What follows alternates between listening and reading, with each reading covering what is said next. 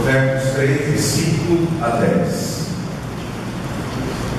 A palavra de Deus nos diz assim: confia no Senhor de todo o teu coração e não te estribes do teu próprio entendimento. Reconhece-o em todos os teus caminhos e Ele endireitará as tuas veredas. Não sejas sábio aos teus próprios olhos. Teme o Senhor e aparta-te do mal. Será isso saúde para o teu corpo, refrigério para os teus ossos. Honra o Senhor com os teus bens e com as primícias de toda a tua renda, e se encherão fartamente os teus celeiros e transbordarão de vinho os teus lagares. Glórias ao Senhor.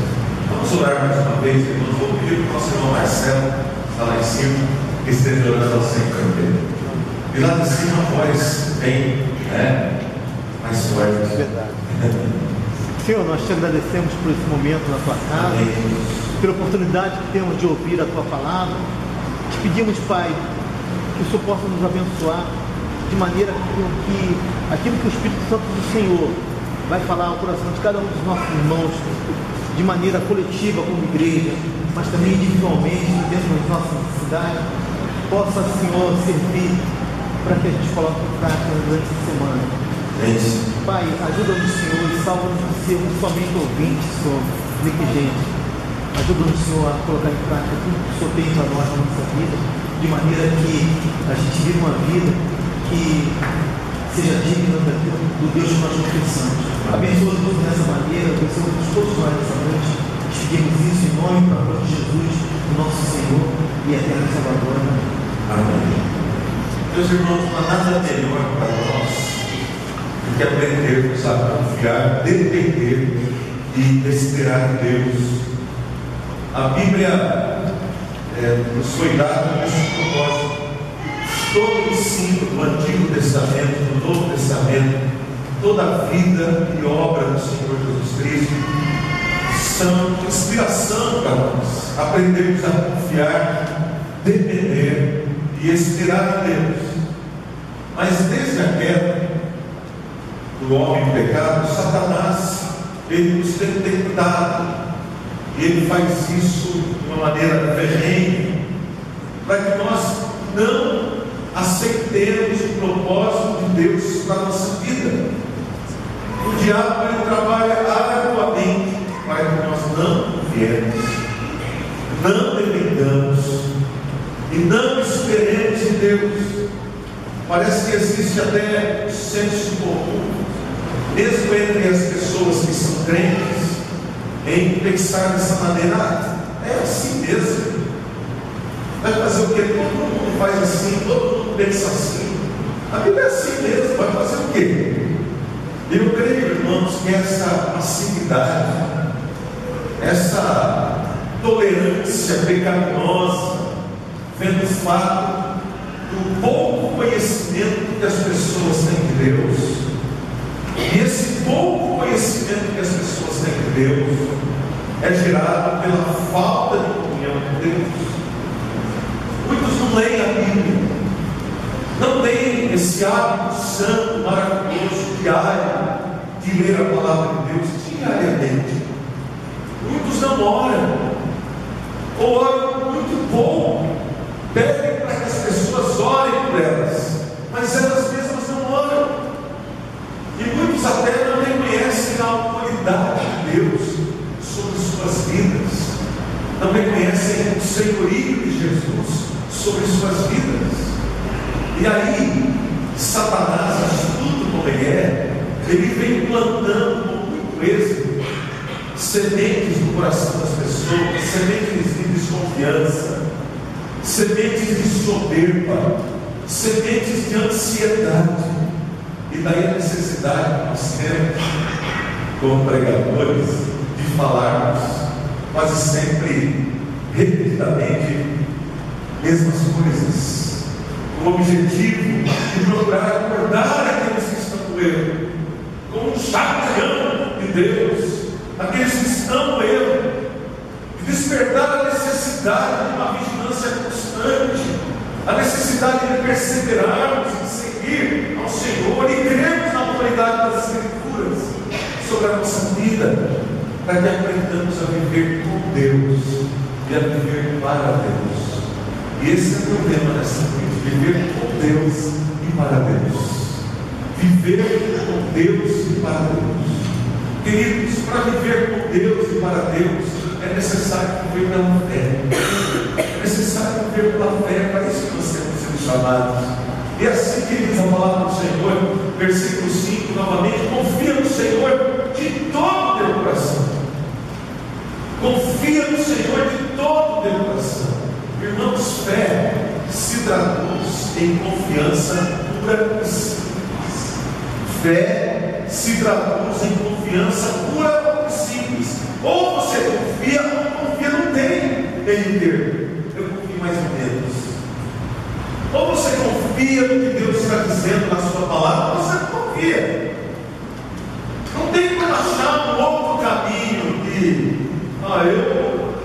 eu vou confiar, mas vou confiar assim duvidando. Não, ou você confia no que Deus está dizendo na sua palavra, que é a única coisa que nós temos que Deus nos deixou. É essa palavra. É a única coisa que com certeza absoluta o homem pode ter nessa vida, que Deus nos deixou. Senão nós vamos ficar à mercê, irmãos, de revelações, de seres humanos que nem sempre são confiáveis. Ai, que palavra Deus tem para mim? Deus tem alguma revelação para mim? E você vai confiar nisso? Irmãos, nós temos a palavra de Deus aqui. O que Deus quer de nós está aqui. E Ele quer que nós confiemos no que Ele nos disse aqui, nos ensina aqui. E nós não podemos dizer que vivemos pela fé, se porventura estivermos nos dirigindo apenas pela lógica humana.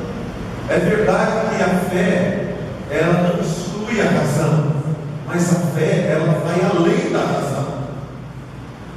E a palavra de Deus nos diz em Hebreus, no capítulo 11, versículo 6, que sem fé é impossível agradar a Deus. Sem fé é impossível agradar a Deus. E fé, ela tem um objeto, que é Cristo e sua palavra. A fé não é um sentimento que o homem cria a partir do nada. Isso não é fé. Existem crendices por aí. A fé, ela se dirige, ela volta os seus olhos para Deus e para a sua palavra. A fé se fundamenta nisso. O que Cristo fez por nós e o que está escrito, que está revelado para nós na palavra de Deus. Aí é que se fundamenta a nossa fé. Por isso que nós dizemos que apenas você crer, apenas você andar, se dirigir apenas pela lógica humana, não dá. Lá está Moisés com o povo de Israel diante do Mar Vermelho, e atrás vindo o exército de Faraó. Diz a palavra do Senhor: não havia saída para eles. Mas Moisés consulta o Senhor, e Deus dá a palavra a Moisés: ordena ao povo que marche. E diz a palavra do Senhor que Moisés então faz aquilo que Deus ordena. E de repente, onde não havia saída, Deus abre o caminho. Por quê? Porque Moisés confiou na palavra de Deus. Moisés não pensou dele mesmo: gente, eu tive uma ideia aqui. Eu vou abrir uma vermelha. Você acha que era assim? Você não imaginou? Vou botar o período, né? Se Moisés está louco.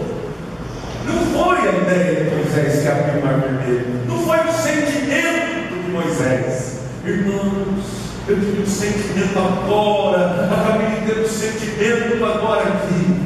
Você já imaginou se eu levantar esse cajado e de repente abrir o mar vermelho? Não foi isso. A palavra de Deus deu. Deus deu a palavra. E ele creu na palavra de Deus. e ele fez conforme a palavra de Deus mandou. Agora, que lógica tinha naquilo que ele fez?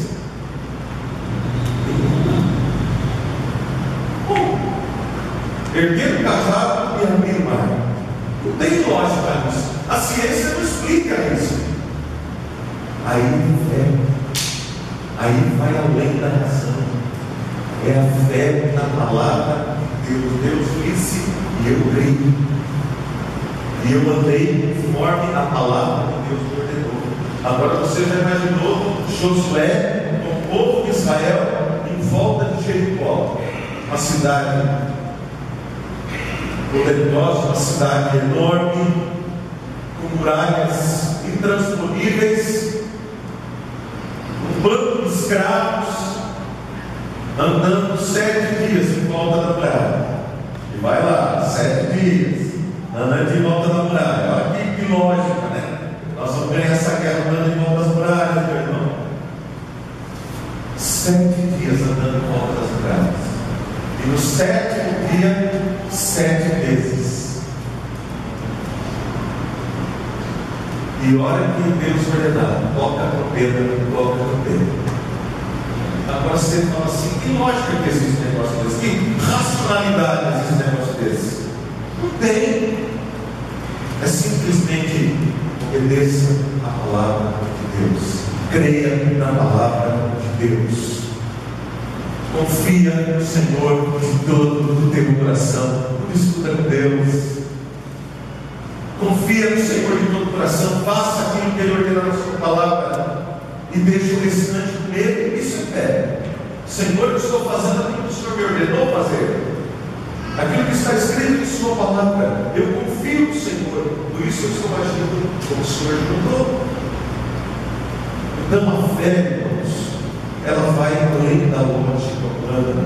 E nós corremos o risco de perder a fé quando nós seguimos apenas a lógica humana. Corremos o risco. Mas para viver com Deus e para Deus, também é necessário viver consciente da presença do Senhor em todo o tempo.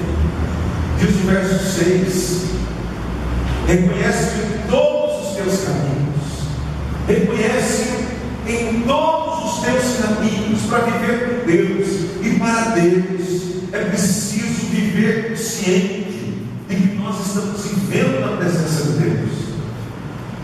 Será que Deus se importa apenas com alguns aspectos da nossa vida? Ou será que Deus se importa de verdade com todos os aspectos da nossa vida? O que você acha? Você acha que Deus se importa com apenas algumas áreas da sua vida que Ele está interessado? Ou Ele está interessado em tudo que diz respeito a você? Tem um versículo que eu brinco que os carecas gostam demais na Bíblia. É o versículo de todo careca, que é: Deus não permite que caia um fio de cabelo na sua cabeça sem que seja o sentimento dele. Que coisa maravilhosa, né? Então, pela vontade de Deus, está tudo bem, não é bom? Está tudo bem. Deus está no controle. Ele quer dizer isso. Deus está no controle de cada coisa, de cada detalhe, das coisas que você nem imagina. Deus está no controle de todas as coisas. Jesus diz assim que Deus, Ele cuida das flores. Deus, Ele cuida das aves. E daí Jesus faz uma pergunta muito séria para nós. Aliás, não é uma pergunta, mas é uma afirmação. Quanto mais de vós, homens de pequena fé, se Deus cuida dos pássaros, se Deus cuida das flores, quanto mais de vós Ele cuidará. Fala do Senhor, Ele cuida de nós.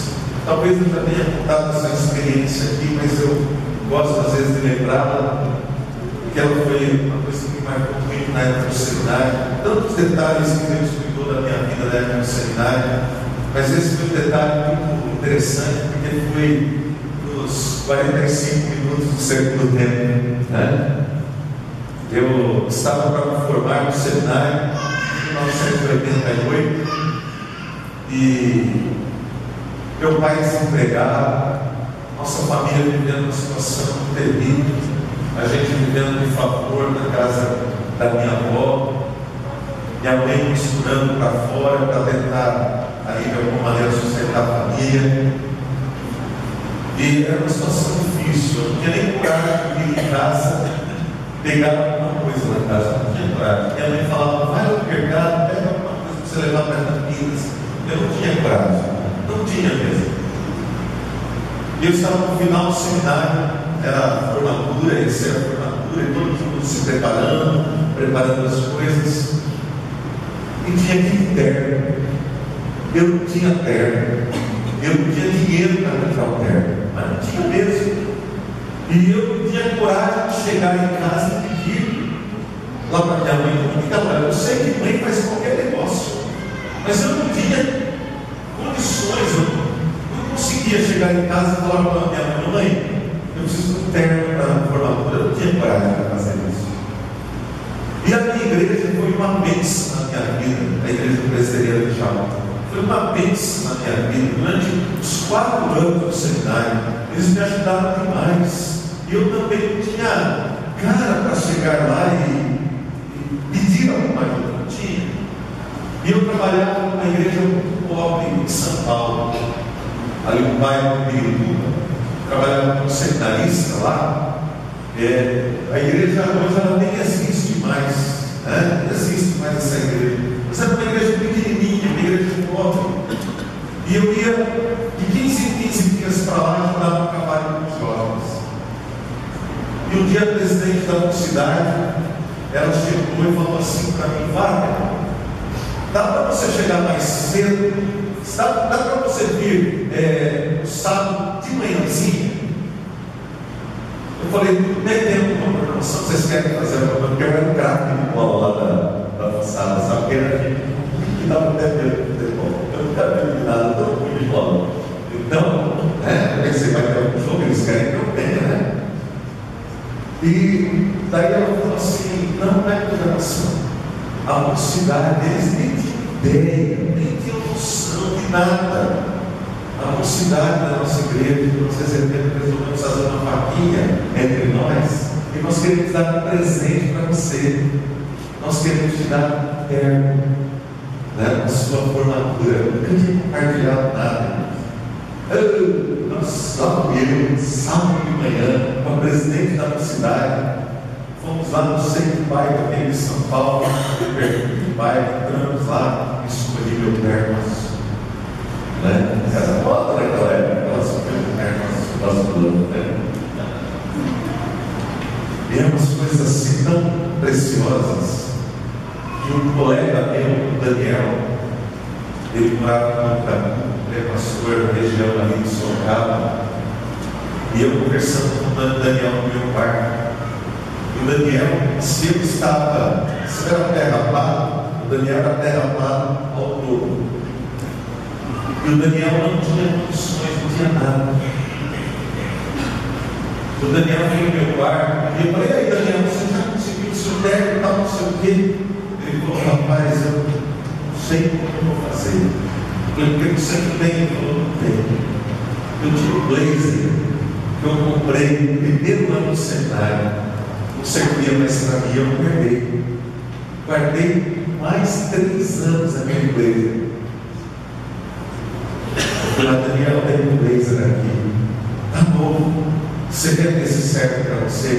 Ela falou, Daniel, era mais fácil que eu. Mas naquela época, olha, Deus vai nas coisas, né? O Roberto Carlos, quando eu estou aqui, esse Roberto Carlos, lembra que ele estava usando os ternos assim, a manga dobrada, né? E a manga do terno, do blazer, e aqui, Daniel. Mas estava na moda usar a manga dobrada. O Daniel foi lá, a manga dobrada, com chique, todo na moda, usando o paletó ali, a manga dobrada. Deus supriu aqui a necessidade de todo mundo. Nós não tínhamos onde tirar, mas Deus tinha reservado para nós. Sabe por quê? Porque Deus cuida de cada detalhe da nossa vida. cada detalhe da nossa vida. Há um aspecto da sua vida que você ainda não entregou ao Senhor. Veja novamente o verso 6. Reconhece em todos os teus caminhos. Reconhece em todos os teus caminhos. Você já percebeu que há pessoas que nunca se resolvem na vida, nunca se resolvem, não param de empreender, estão sempre envolvidas em confusão. E a palavra de Deus para nós, meus irmãos, é: reconhece em todos os teus caminhos. Jesus, Ele quer ser o Senhor de cada aspecto da nossa vida. E observe o que diz a palavra do Senhor: Ele endireitará tuas veredas, os teus caminhos. Deus vai endireitar a sua vida. Reconhece, confia nele. Não vai pela sua própria mente. Reconhece o Senhor Jesus em cada aspecto da sua vida. E Ele vai endireitar a sua vida. Será que acabou a bateria aí? Só eu vou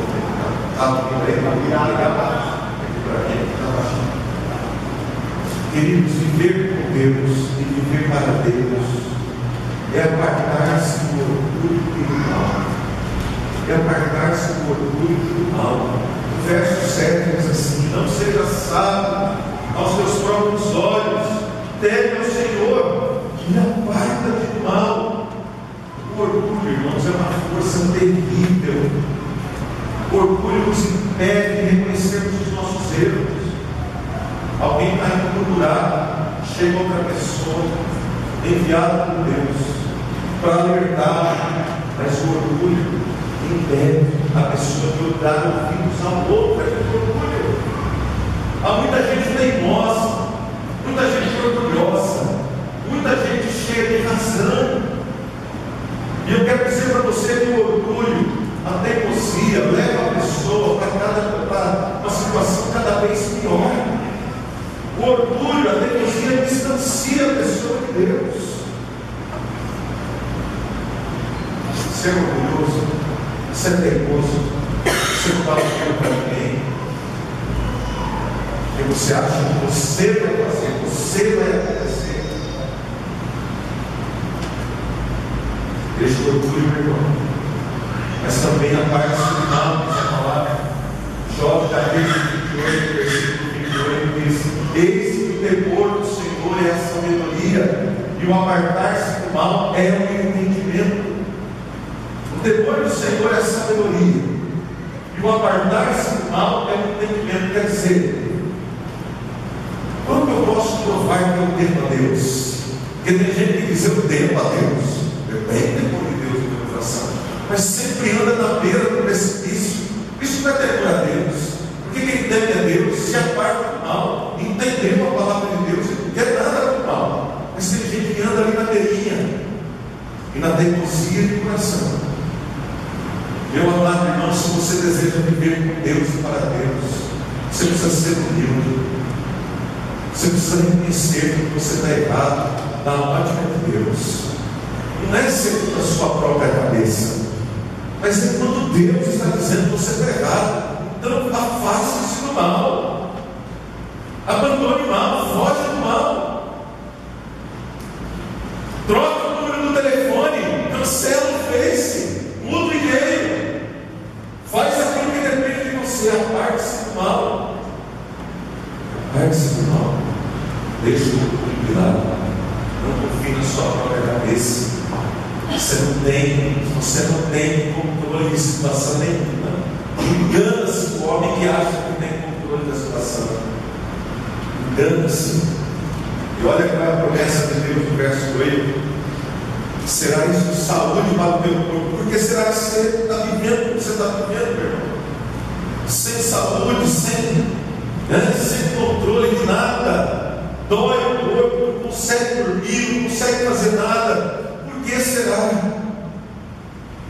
Refrigério dos ossos. Confia no Senhor de todo o teu coração. Reconhece todos os teus caminhos. Ele vai endireitar as tuas veredas. Ele vai trazer saúde para o seu corpo. Coisa maravilhosa, né? Promessas de Deus. Promessas de Deus. Viver com Deus e para Deus, meus irmãos, é reconhecer uma fonte inesgotável de todas as bênçãos. Viver com Deus e para Deus é reconhecer uma fonte inesgotável de todas as bênçãos. Olha o que diz o verso 9: honra ao Senhor com os seus bens e com as primícias de toda a tua vida. Agora eu quero fazer uma recapitulação aqui do que eu já falei. A pessoa não confia em Deus, ela não depende de Deus, ela não espera em Deus, ela age e vive como se Deus não existisse durante toda a semana, como se Deus não visse absolutamente nada, não soubesse de nada, como quem nunca irá prestar contas a Deus. Ela fica assim a semana inteira. Ela não reconhece os erros, ela é orgulhosa, ela é teimosa, ela mente, ela se envolve e segue o exemplo de pessoas malignas, e ela quer a bênção de Deus. Ela quer a bênção de Deus. Meus irmãos, a palavra de Deus é clara para a pessoa que ama assim: de Deus não se zomba. Aquilo que o homem semear, ele vai colher. De Deus não se zomba. Não brigue com Deus. Deus está vendo você. Deus sabe por onde você anda. Deus sabe o que você está fazendo na sua vida. Deus conhece os seus negócios. Deus sabe com que você está se envolvendo. Não brigue com Deus. Deus não se zomba. Não peça oração para você, porque a oração que Deus vai responder vai ser do outro lado.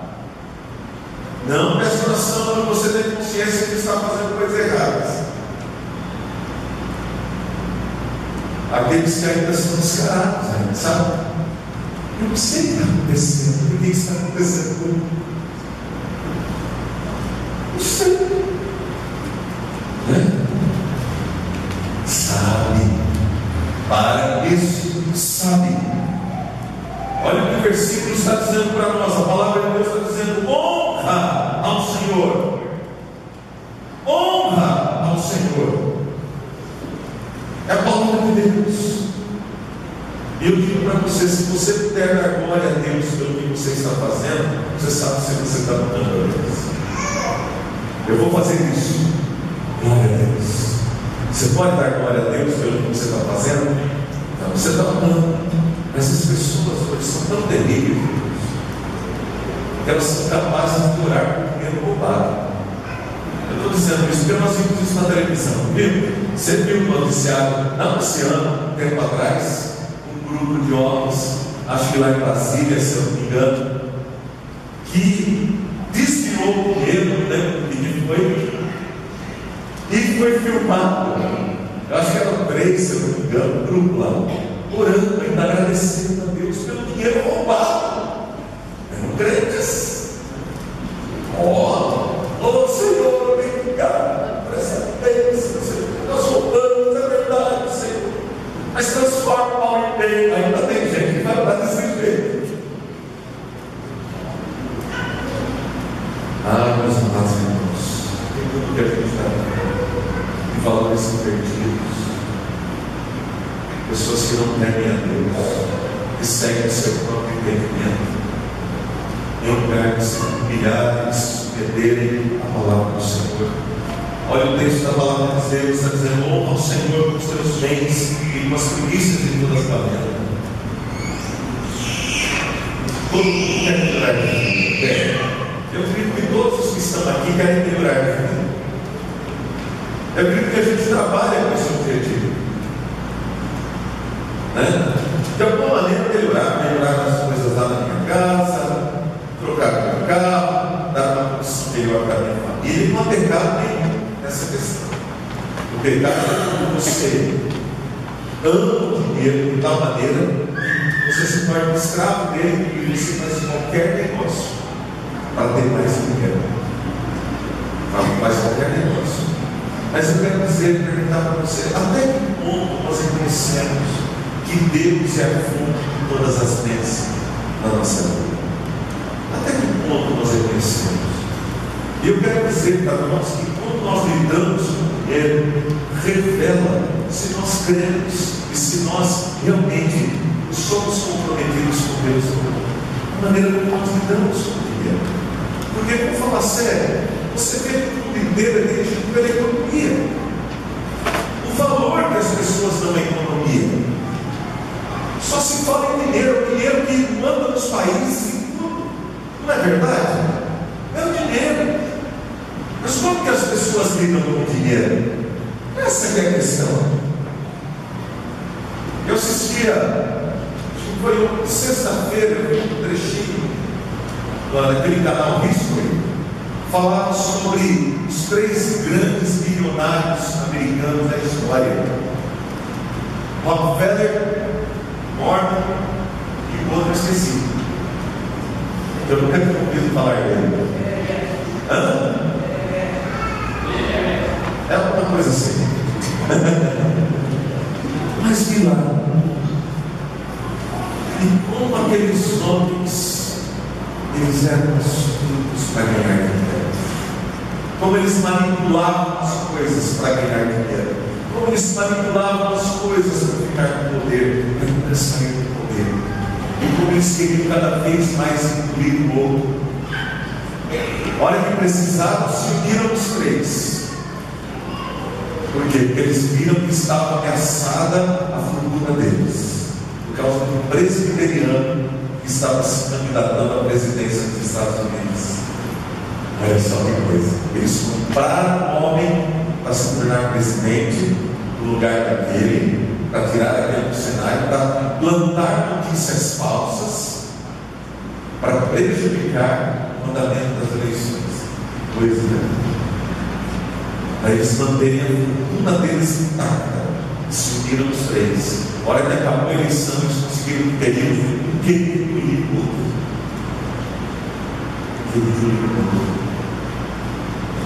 E o dinheiro representa na sua vida? Como você lida com esse dinheiro? Isso que a Bíblia Sagrada está dizendo: honra o Senhor, honra o Senhor com os teus bens e com as primícias de toda a tua vida. Para que você não se torne escravo desse sistema maligno que pode, que destrói a vida de pessoas, de famílias e de nações. O dinheiro pode ser uma bênção, pode ser uma bênção, ele foi criado para ser uma bênção, mas ele pode destruir a vida de uma pessoa, pode destruir famílias inteiras. Por isso a Bíblia está dizendo: honra ao Senhor os teus bens e com a primícia de todas as tuas vendas. E qual é a promessa do Senhor?